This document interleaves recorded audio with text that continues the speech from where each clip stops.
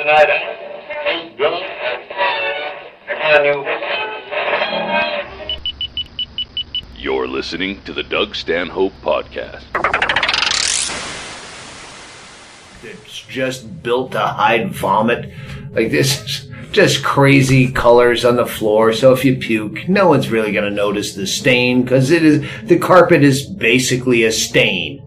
It's a brightly colored stain, and the Rio is no different.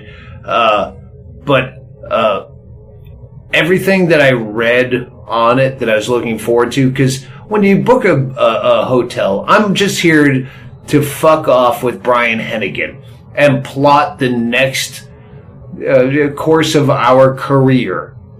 So we're here to meet. And then when I go, where am I going to stay?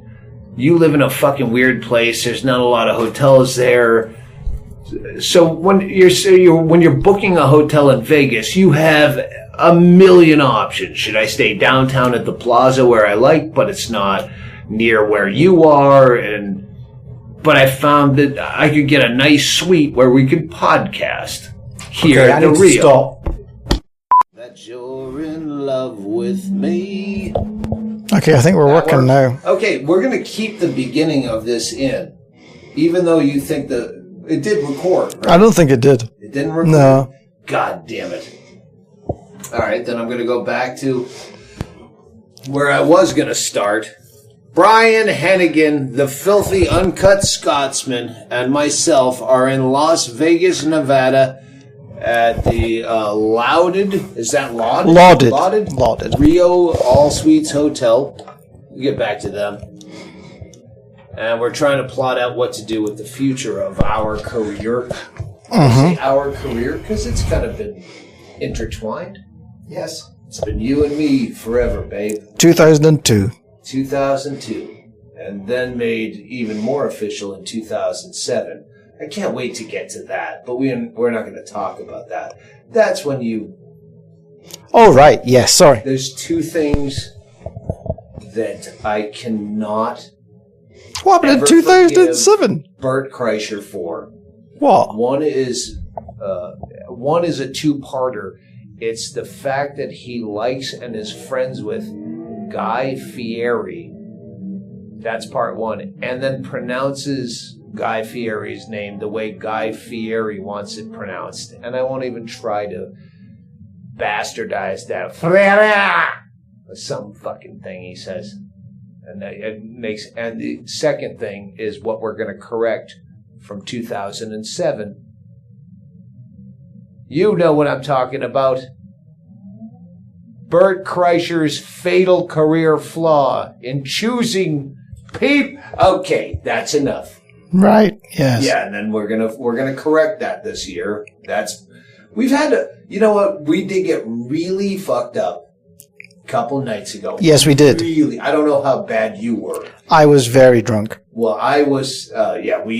We when we went to collect notes from each other's memories, neither of us had many, and other people filled this in. Fortunately, I made some drunken phone calls. Hey, why did you get kicked out of that sushi bar? And then I got kicked out of a sushi bar, and then I asked you, you went, oh, I can't believe we're in a sushi bar. I kind of remember that. Then I went back to the sushi bar and talked to the lady. I go, excuse me, was I in here last night? And you were, she goes, yeah, you're the, we'll get back to that. But also, the first indication the night didn't go well, shall we say, was when you opened your front door to the suite in the Rio All-Suite Hotel, and I was there at like 5:30 in the morning.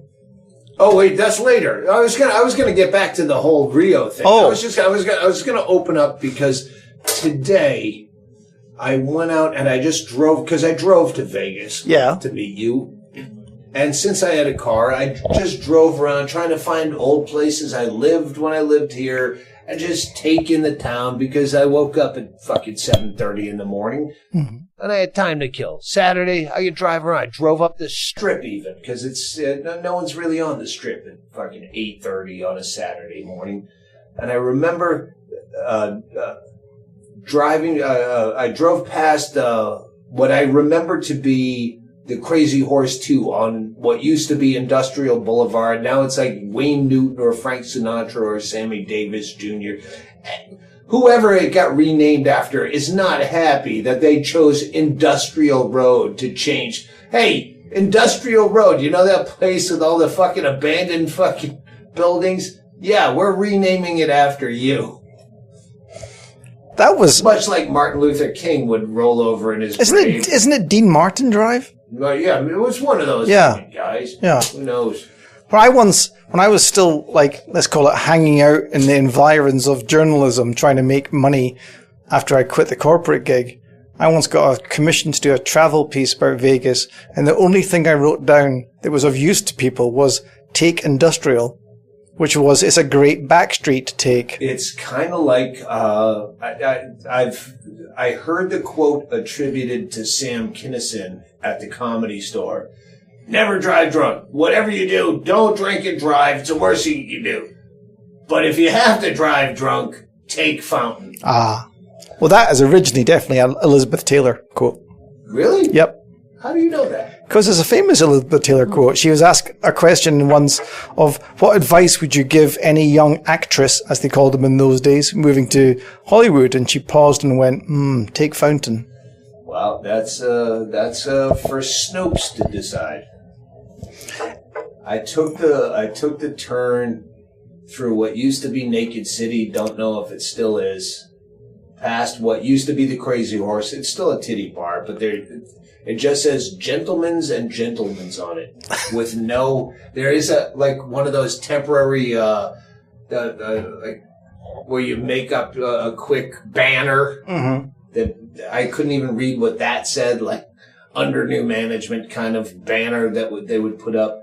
But I remember when I was a kid, because I would have to walk from Naked City to American Distributing on the old, and I would stop at the Crazy Horse 2. I was a regular there when I was a fucking kid, and I was cute, and, but, not threatening. Mm-hmm. I remember Titty Dancer saying, hey, go to whatever record store and buy me this CD because I want to dance to this new song. Pump up the jams. Pump them up. Pump it, pump it. I fucking remember that song. And I thought that girl might want to fuck me. But there was this one stripper specifically, and she was very handsome. She was but not she was mature for me, which means she might be almost 30. But she was so on top of her game, and I remember always thinking I was this close to landing the deal, and I would try to be funny and make jokes. I hadn't even done stand-up yet. I was just a smart, fucky, cocky kid, and I remember one time her turning my face to her and saying, every time I seriously consider fucking you, you always fuck it up. She said that. Yeah, and then walked away. And I was like, goddamn, because I had just tried some stupid joke out on her. And I still believe that she would have fucked me. I guarantee she'll fuck you now. That was the bit in the book about Ginger Lynn. If you want to fuck your favorite porn stars from the golden age of VHS, do it in 1985. No, not in 2011. But this came up earlier in a conversation because Brian Hennigan said, I'll be here at 5 for the podcast. And so I start drinking at 4 to be professional. Well, by the way, now it's 8 o'clock. Mm-hmm. We had technical issues, as Chaille would say. Technical issues.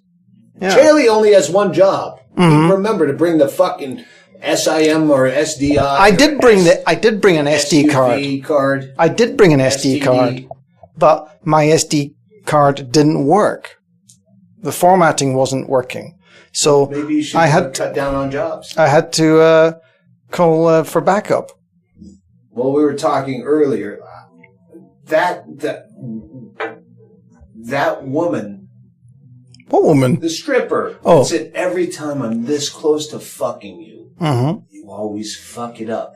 And if you, every woman that is found attractive by any man ever, and you find out that there's some MAGA fucking scumbag, if you just, all you would have to do is say, listen, I find you so attractive and I would be with you, but these political points of view, because they don't really hold any political point of view. They're parroting shit they heard on the news. They took sides because they hate their own life. And all it would take is one attractive woman, me too them, and fuck with their heads and say, listen, I would so fuck you blind, except I don't think you're really thinking about what you're saying politically. And they would change overnight because they don't have a strong opinion to start with. So they would change based solely for a lifetime. They would solely base an entire change of viewpoint based on you saying that you would have fucked them, but they fucked it up. So think about that.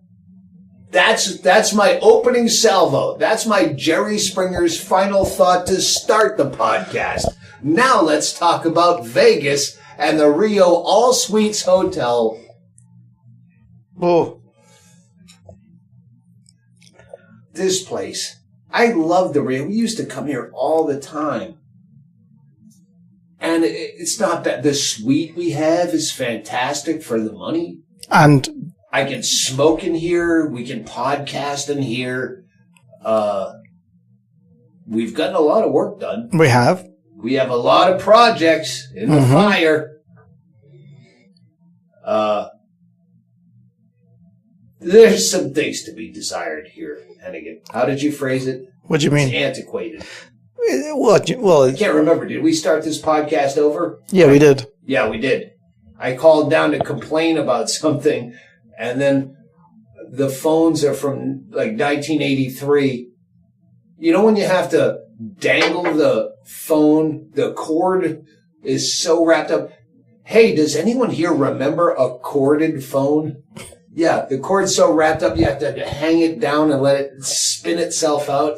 So, and then I ended up complaining because I couldn't hear the front desk on this old piece of shit 40-year-old fucking phone that I forgot what I was calling to complain about. Everything on Expedia is wrong. Hey, we have a New England-style seafood restaurant. Oh, my God, maybe they have fried clams. You can't find fried clams, like whole-belly clams, outside of New England. Maybe they have that. Oh, they have a seafood buffet. Love that. Get me some crab legs. They have everything that's on Expedia doesn't fucking exist, except they don't promote 1987 fucking wrapped fucking kooky cordless. They have a fucking ad for Chippendales. They have 2 ads in the elevators, posters. One of them is just Chippendales guys, but one of them has like a fucking half giant erection in a G-string. It's like, this is like gay porn in the elevator. The other one has an ad for Chippendales, and it's a Tyson's Somebody. Spencer or something. Celebrity host, limited engagement, September 27th to November 5th, which is not limited. That's fucking 6 weeks, 5 weeks. But it's also like 4 And months now ago. it's fucking in the middle of February. You still have this shit up. Like, I couldn't, like, I would have had to keep accurate notes for all the fucked up shit in this hotel. Apart from the one thing we discovered that we weren't expecting is that, according to someone we met who served us here, Guy Fieri's a decent guy. Oh, see, now I can't remember if I already said this about Bert Kreischer. Was that on this? Was this in the failed part of the podcast? Well, Chaille will fix it.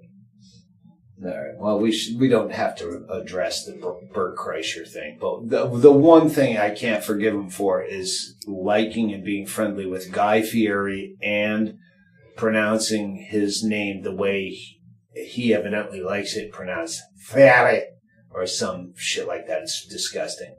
And there's another thing that I can't forgive Bert Kreischer for, but that will come out later in the year.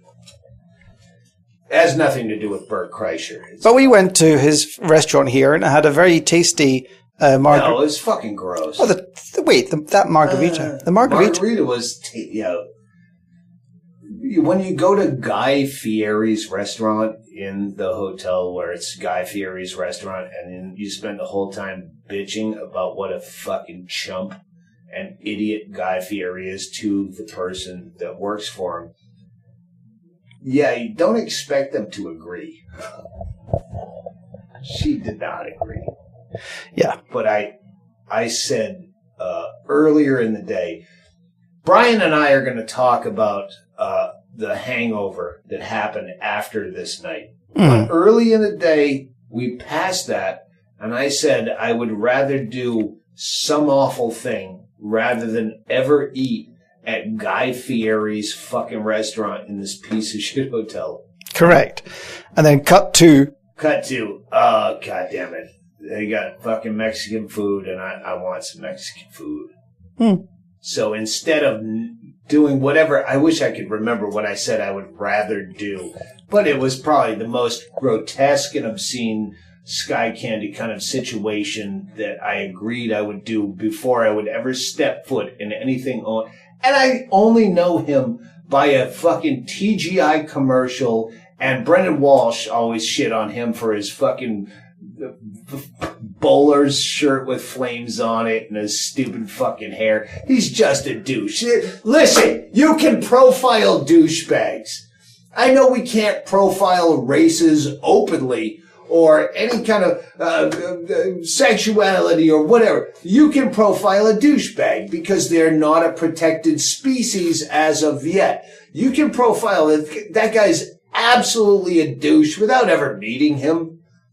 Tony Robbins, I've heard what a wonderful person. No, he's a fucking douchebag. Renee met him at the flower shop. Remember years ago? Oh, she yeah. went to that flower shop and he came in and then he remembered her name. Exactly the same shit that bartender at Guy Fieri's restaurant. And he remembered my name and he remembered the conversations we had. Yeah, well, maybe not a lot of people talk to him because he's a fucking cunt. Maybe he's a fucking just... Yeah, he remembers because, oh, I remember you. You're the girl that talked to me rather than averting eye contact because I'm such an obvious fucking bloated stunt of a person. Where was I going? I'm not sure you had the destination in mind, but well, the destination is how this became a problem. Because that was early. that was early in the evening. And we drank a habanero pineapple margarita that burned a lot like syphilis, but it was tasty. It was tasty. It's like getting syphilis. Hey, I remember the act that got me syphilis. I was enjoying it quite a bit. I didn't count on the afterburn. And that was early. And then I remember we played some roulette. We're here for business, by the way. Yeah. I came here.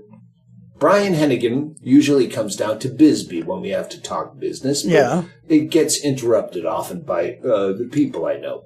And people are stopping in.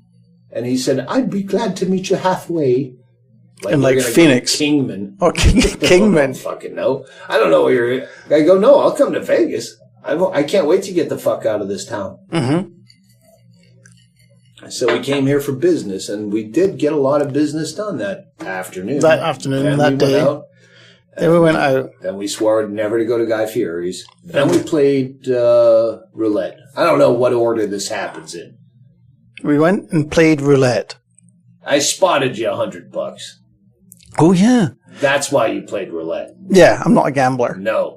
But you were when I was paying. Yeah, well, yeah. You were doing good. I was doing good until I got bored and then went all in on true. Yeah, I did that a lot of times. I lost a lot of money. Please buy merch from the merch site or anything. Just send me money.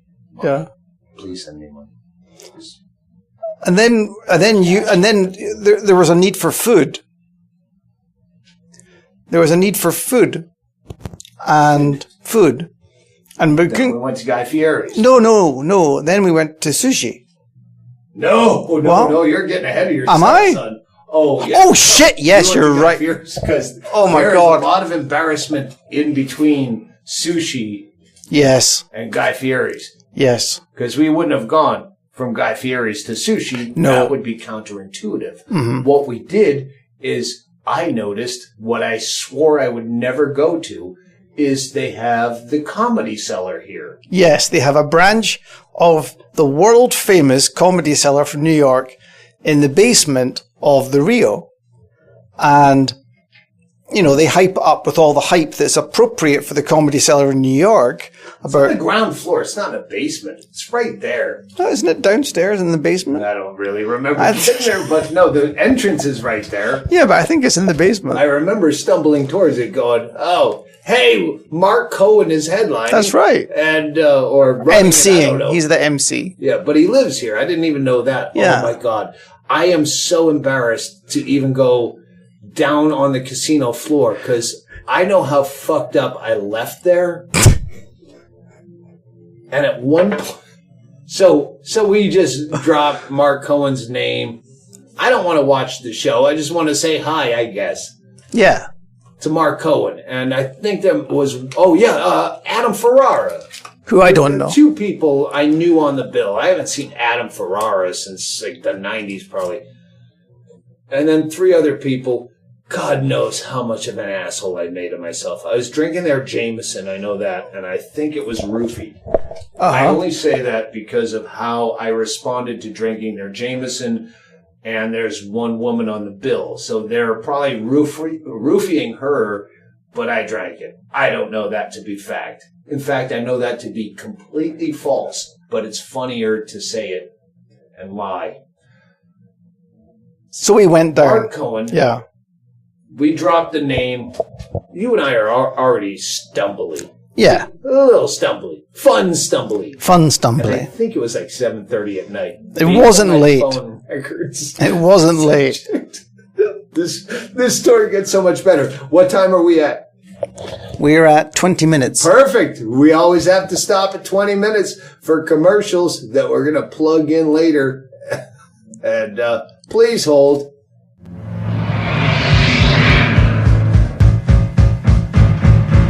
Sex! Ah! Rulers of the Underpants Universe! Sex! Ah! Keep your balls off your legs and such. Sex underwear. Don't have sweaty balls. Was that good? I don't know. Great news, kids. The much neglected merch page on my much neglected website has been taken over by Ggreg Chaille. So we have tour t-shirts, podcast t-shirts. We have Pop-Off Vodka Presents t-shirts. Get them before we get sued, before we get the cease and desist. And a whole shitload of CDs and DVDs that span a lifetime. A sad, tragic, bloated lifetime of my fucking horrible thoughts and pontifications. So help me get that shit out of my crawl space. Thanks for that. And now, back to the podcast, previously recorded. No, don't worry. The commercials have already been plugged in. We're going on with this great story. I'm sorry. I'm just remembering where this winds up. Okay. We hang out. I remember saying this to Mark Cohen. I don't know how fucked up I was to them, because they're very, I assume, mostly sober people. None of them were drinking. And they had a full bar. They had a full bar in the green room, and as far as I could tell, nobody was drinking apart from us. Or having fun. No, it was not. Mark Cohen, very accommodating, He over was. the top and accommodating. But I remember at some point I go, but are you doing like that show with Dave Attell? And he goes, yeah, that's Jeff Ross. Like, oh shit, did I just say that? I'm a dick. And then is it Dean Anderson, the black guy? Oh, yeah. I probably said something inappropriate to him. I don't think so. I don't remember. Well, I remember saying,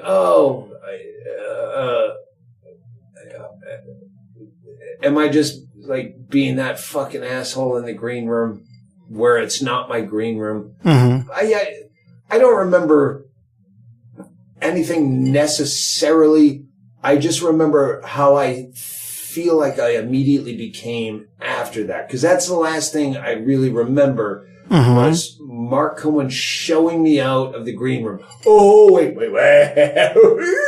Oh, let's back up. Somewhere after the roulette wheel, I had you contact Carrot Top. Doing a podcast. No, I hate to say that was kind of my idea. I wanted you to do a podcast with Carrot Top. I think it was my idea, but you figured out how to contact him through Instagram. Comments. Yeah. Next thing I know, I remember I'm right at the roulette wheel, and I remember telling people, I'm talking to Carrot Top. We had 2 fans, one from Newcastle. There were people who were at the Newcastle show or at the roulette wheel.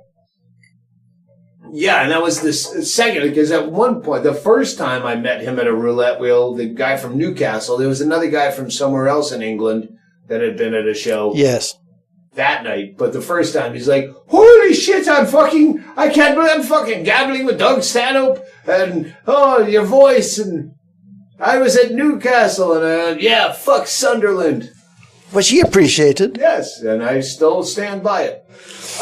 Read my book. It's available at the Doug Stanhope website or on Amazon. Doug Stanhope, This Is Not Fame.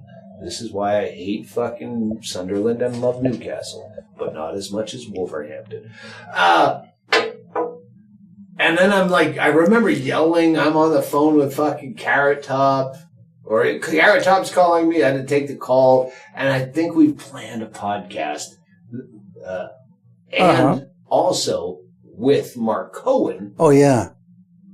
I don't think I'm going to follow through with any of these promises because I think I was a ridiculous stooge. And what led me to believe that, if you're a drinker at home listening to this on your forklift driving drunk, is that alcoholic shame you get the next day where, I had self-confidence that now I feel ridiculous for having because I'm not a confident person. And the fact that I reached out to Carrot Top, then I wake up going, that guy probably thinks I'm an asshole. Why would he do my podcast? Why would Martin Cohen, after I said, you're doing that thing with David Tell. No, that's Jeffrey Ross. And the next day, the first time in many months, the next day, David Tell texts me, hey, what's up? And all I could think was, Mark Cohen must have called him and said, I'm a wreck. I think you guys are doing a show together. No, it's probably just a fucking random text from the Tell. So then that's where we go and get sushi, isn't it? This is where it gets blurry. Okay. This is when it turns into literally the movie The Hangover, where I might have married a hooker and lost a tooth because I didn't even remember going to sushi till the next day. You go, we did go to sushi. And you go, did I get thrown out? No, I think you said you had to leave. I remember walking through the casino at some point where I was 15-year-old drunk, like just trying to keep my balance, teeter-tottering back and forth. At one point, I went outside because it's very cold here in Vegas. It was in the 30s probably. And I went outside hoping the cold would wake me up enough that I could walk upright all the way to my hotel room. And when I got to the hotel room, I couldn't find my key. And in my head, I knew it was on me somewhere, but I didn't have the wherewithal to go through all of my pockets to try to find it. So I just steeled myself to walk all the way back. If you've never been to Vegas, they purposely make it the longest walk from the front desk to your hotel. So you go by every table and you get enticed to lose all your money, which I'd already done days before. And I got my key, but it had to be before that we went to sushi. Oh, for sure. So having vague memories of maybe getting kicked out of sushi or leaving sushi, according to Brian, because I thought Brian would fill in the details. He's like, oh, we went to sushi. I went back the next night, and the lady at the sushi bar, I said, hey, was I at here last night, and did I make a dick out of myself? And then she filled me in with the details. Yes. She said, you kept talking about comedy and the Comedy Cellar, and then I mentioned Gilbert Gottfried, and you said, oh, and you don't know who I am? And then I mentioned Bill Burr, and you said, I have Bill Burr's number in my phone. Do you want to call him? And as you can assess, being a drunk yourself, I was just crumbling in my chair as she recounted all these douchebag things. He said, call Bill Burr. I have his phone. I do remember that. Once you told me that, I remember you thrusting your phone at her, going, look, it's Bill Burr's number. I could just call him. And then she told me that you were fine. You just kept telling her that you were with the FBI. Which I don't recall. I don't recall it either. But I did overtip. Oh, I'm sure. I think I left you with the tab the first time. She said I just walked out to smoke a cigarette and never came back. And so you picked up the tab. And then that second night, I apologized. I said, here, I'm going to overtip because I have to apologize.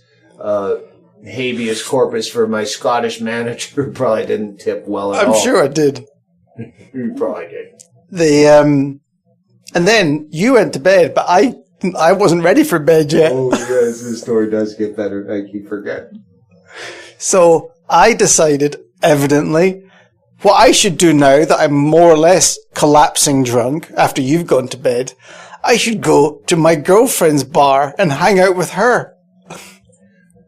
Brian's girlfriend works at a corporate chain that has no sense of humor for a fucking drunken elderly man to come in to talk to his 15-year-old girlfriend while she's at work. She's not really 15, but yeah. Brian is elderly.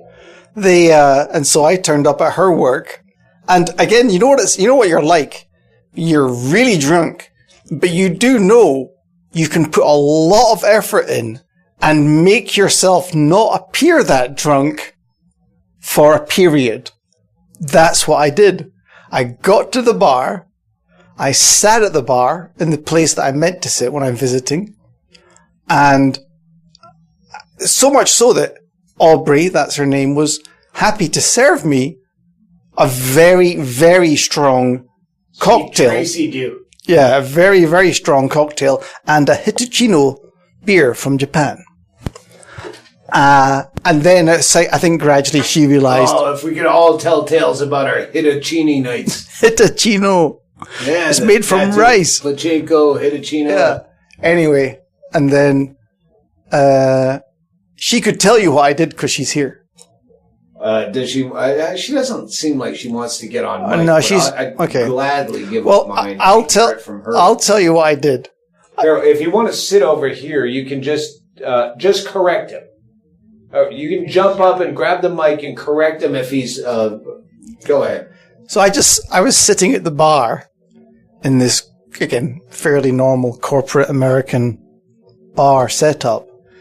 And I was Chinese. I was basically beyond speech at this point. And so I was apart from falling asleep on the bar, and she had to stop me doing that. The second wind I got wasn't enough to facilitate speech, but it was enough for me to sit there going like this, putting my thumbs and fingers either side of my temples like a child and going So I sat there at the bar. Yeah. The moose thing. The moose thing. Thumbs with the fingers up on either. Like this.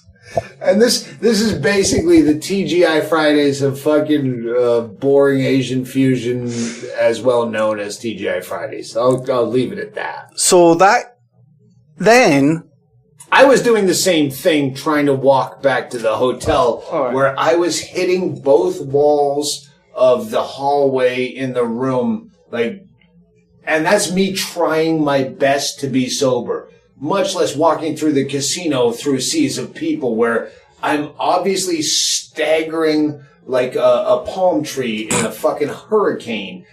But I have enough of my senses about me. I still remember it. I wasn't blacked out. I was just that drunk, and I don't know when that happened. I'm going to blame the fucking Guy Fieri and his fucking habanero. Yeah, it was pretty powerful. But your night isn't over yet. Oh, no. Oh. My life's far from over. So Aubrey gets off work. We drive back to her apartment. She's asking you what you're going to wear for prom. Yeah, I'm fucking lit. We get back to That's a joke about you being so young. And then we get back there. Aubrey starts drinking once we get back home. I'm no need for more alcohol, but why should that stop? And that's when you have to power down. Yeah, unfortunately, at that point, after a few drinks, we have some enormous argument that leads to me storming out of the apartment. And fortunately, in an Uber. Yeah. I grabbed, to show her I meant business, I grabbed my camera bag because nothing says, oh, this is serious, fuck you, more than grabbing your camera bag. So that's what I did. I grabbed my camera bag. I didn't bother putting socks on again, but I did put my slip-on shoes on. And I got in an Uber and I thought, I'm going to go and stay with my good friend Doug Stanhope at the Rio.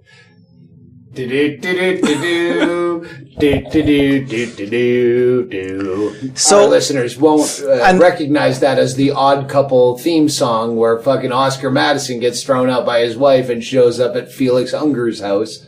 So Aubrey shouts at me as I'm storming out, you don't have any of your stuff with you. Meaning I didn't bring my credit. I got my slip-ons and my camera bag.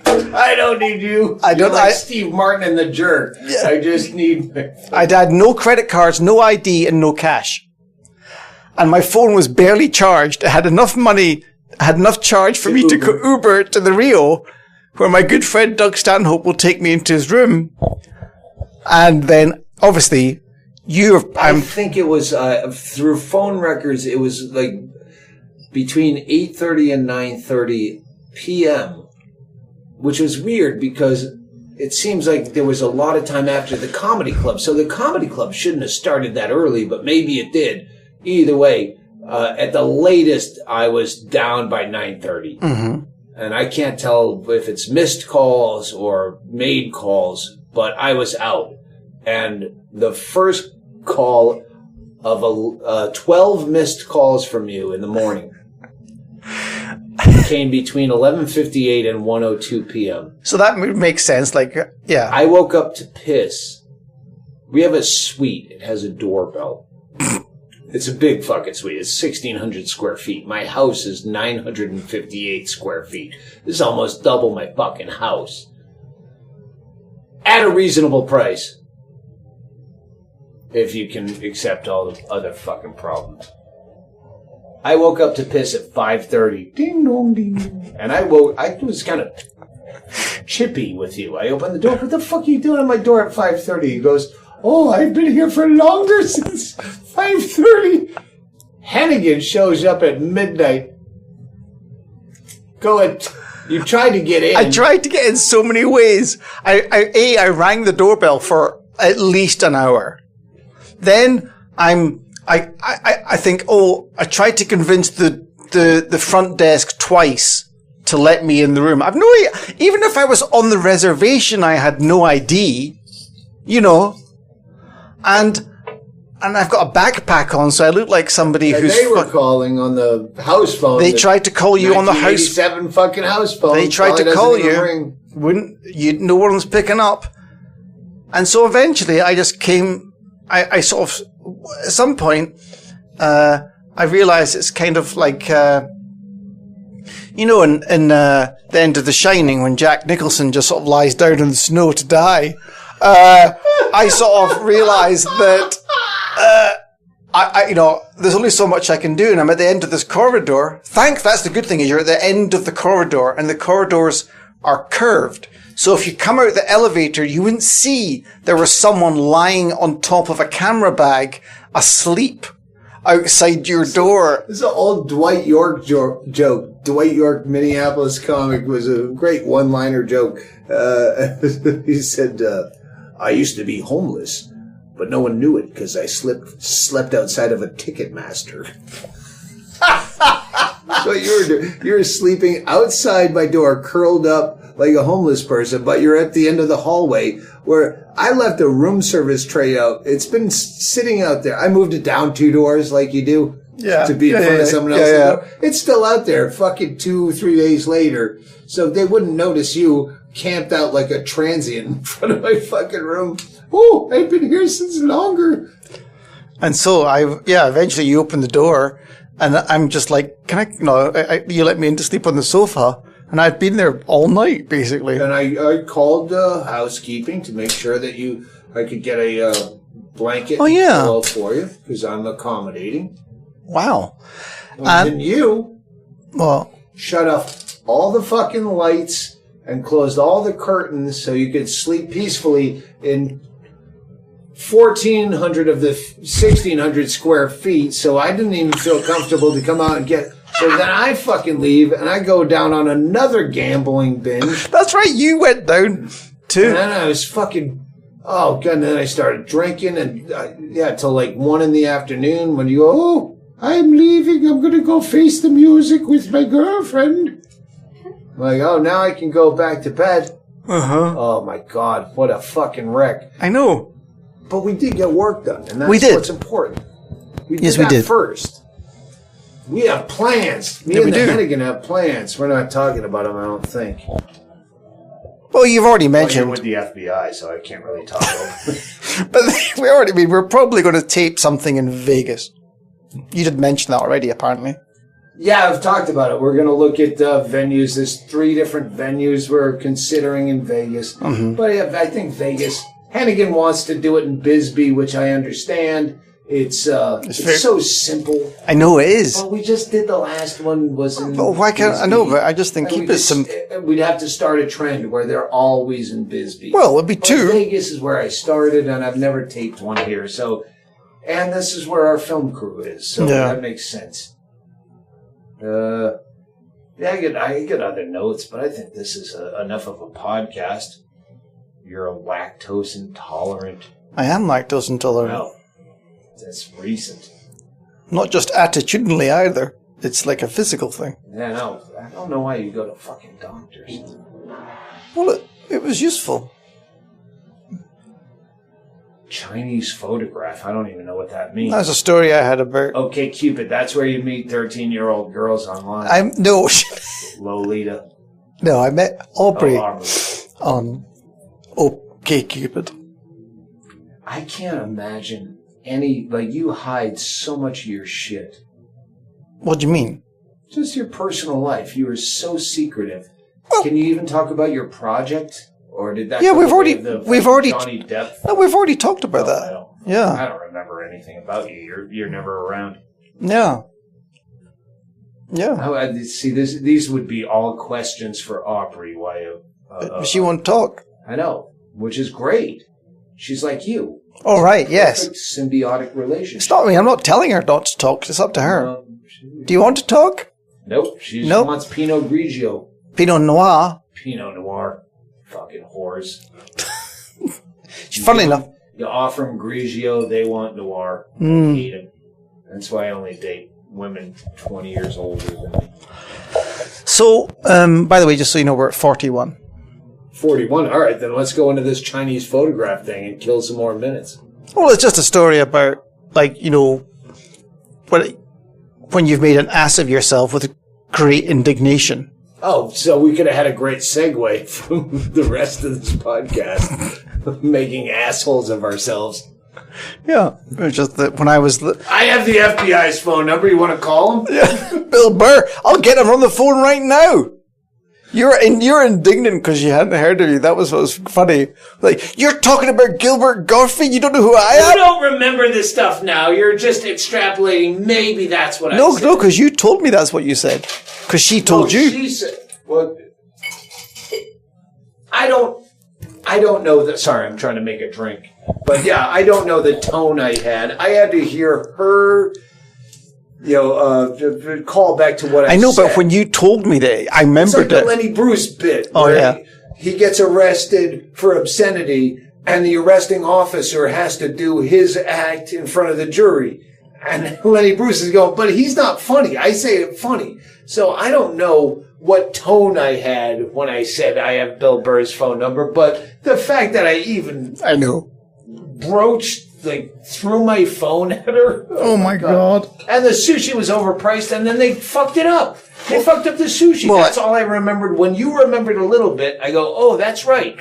We ordered a couple of pieces, and they gave us plates of rolls. Yeah, I don't think that was a fuck-up. I think they were trying to stick it to us. I think they were trying to make us have a big bill. Because there's no way that you can fuck up, hey, we want 2 pieces of nigiri. When I saw the menu, I go, oh, no, I remember pointing out this, and this. And then they gave us, oh, I don't need 40 pieces of fucking maki. I wanted 2 pieces of nigiri. So, Chinese photograph. Yeah, it was when I was living in China. And, in those days, obviously, we still had to get film developed and shit. And, I was again, this was like midway to the 3/4 of the way through the year. So I was pretty fluent at talking Chinese. And so I went down to the Chinese photo store where I was expecting to get my, film and prints developed. And, I handed over the fucking, the bit of paper and I said, I'm here for my film. And by that point, when you're familiar with Chinese service as it was, you might still be in the fucking back and beyond. You have a sneeze guard around you because they spit on you. But you know that. So they basically just looked at my fucking receipt and went, "We don't have it." Now, that's the thing you're used to by that point is, well, they do have it. They just can't be bothered getting it. So I learned that what you do at that point is you just pick up the receipt and throw it back at them and say, I want it. Because that's what normally happens until eventually they get bored with that and they actually go and get it. Because there are 2 things you heard when you went into a Chinese store and asked for anything. You'd hear bu xiao, which means we don't have it, and bu fangbian, which you always thought meant the same as don't have it. It just turns out it meant not convenient, meaning I can't be bothered getting it. So this went on for a while with increasingly raised voices, with me saying, I want my photographs, and then saying, we don't have it, and just throwing it back at me. And at some point I realized the volume and the degree of commitment from both sides was higher than normal. And this was a real fucking issue, and they weren't going to give me my photographs. So I marched, I was like, you motherfuckers, and we'd passed my level of Chinese as well, right? So there's like 3 of them. There was a store owner and 2 of his assistants were now facing off with me. I realized I needed reinforcements. You're taller than all of them, and you're only 5'6". Yeah, so I marched back, 5'7". So I marched back to the university to get one of my master students who I was teaching Shakespeare to, and I grabbed him. And so we're like, now I've got forces. And so we marched back towards the photography store, and he says to me, where's your receipt? And I give it to him. And he looks at it and he goes, 4 shirts, 3 pairs of trousers, underwear. You're a fucking asshole. I brought along my dry cleaning receipt to the photography store, and it stood there for half an hour saying, I want these. And they were saying, we don't have them. And it just went back and forth. And I never actually got the photographs. I was so ashamed. You should still be ashamed. I am. I hate that story. Although I do admire the degree of commitment I had. A lot of these stories, not that one, But yes, Brian and I we just wrote down notes. We have 2 book things that we are planning on doing. At least two specials recorded. Mm-hmm. And getting back on the road. Mm-hmm. And a couple other things. I have some wild card projects because now I'm back in business, even though I'm making no money and lost a lot of money at the Rio All Suites Hotel in Vegas. I lost a lot of money. I didn't even get bumped up to a fucking platinum card for my players. Hey, come on, I lost enough. How much money do I have to lose? Maybe they want to make sure you're not going to win it back. Maybe that's what they have to do, is they have to let this stay end. Nope. I have not left the hotel all goddamn day except to drive around Vegas and look for old places I used to remember, but I don't. And, hey, sorry, if everyone's left hanging on this about Brian being lactose intolerant, it's just one of the random notes I wrote down. Because we had one really fun night of both of us not remembering anything until Hennigan was sleeping for 5 hours outside my hotel door. Oh my God. Like fucking Joseph and Mary in the stable. There's no room at the inn until I wake up. And then he didn't fucking even leave till noon. And I lost probably a $900 to $1,100 waiting for you to fucking leave my couch. So I do blame you. All you ever do in Vegas is get robbed of my money or cost me money. That's true. Hennigan. Yeah. That'll be in the... Oh, God damn it. We have a good note for the book, and I was too lazy to write it down, but hopefully I remember. Hey, that's a podcast. That's me and Brian Hennigan trying to figure out how to prop me up like Weekend at Bernie's and get me out for at least one more year to entertain you poor fucks. I do my best. I'm obviously dying, at least inside, if not my actual flesh, of which, that's rotting too. But we love you. We appreciate you listening. Please adopt our sponsors and buy merch and wear a Doug Stanhope podcast shirt or a Killer Termite shirt, whatever's for sale at Doug Stanhope /store. It keeps Chaille in business. He has one job. He remembers the fucking STD card or whatever the fuck it is. And thanks for listening. We're gonna close this out strong. Maybe there's a Mark Cohen and Carrot Top podcast in the future, but I'm too afraid to approach them. I think I might have made an asshole of myself yet again. Thank you, Brian Hennigan. Thanks. Wait. Click. Click. Oh, do we have to do a room tone? No. Oh. Fuck that guy.